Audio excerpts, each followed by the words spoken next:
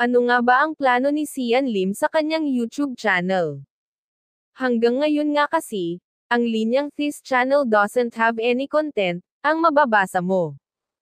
At sa Instagram naman niya, naka-off ang comment section, kaya malabong makakonect sa kanya ang mga follower o fan niya. Pero sa broadcast channel niya sa IG, o yung direct message, na pwede kang maging part, aktibo naman siya sa pagpupost ng mga ganap sa buhay niya, pero hindi ka nga lang direktang pwedeng makipag-usap sa kanya. Sa totoo lang, ang active niya roon, na ultimo pagpapagas niya ng motor, hanggang sa mga Christmas party na pinupuntahan niya, at mga photo ng mga bansa na pinuntahan niya kamakailan lang na siya lang mag-isa, makikita mo sa broadcast channel niyang yun.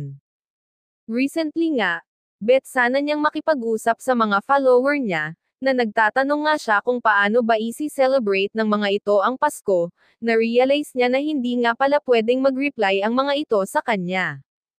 Pero kung titingnan mo ang mga post ni Sian sa broadcast channel niyang yun, parang ang saya-saya niya, na panay ang gym, kain, kanta niya, na siya lang talaga mag-isa. Sa ngayon, wala pa ring direktang nakakausap kay Sian. Lahat ng koneksyon na pwede siyang makachika, nakablock lahat. At hihintayin na lang siguro ng press ang press con ng bago niyang serye sa GMA7, Love, Die, Repeat, na kasama nga si Jeneline Mercado para makausap siya.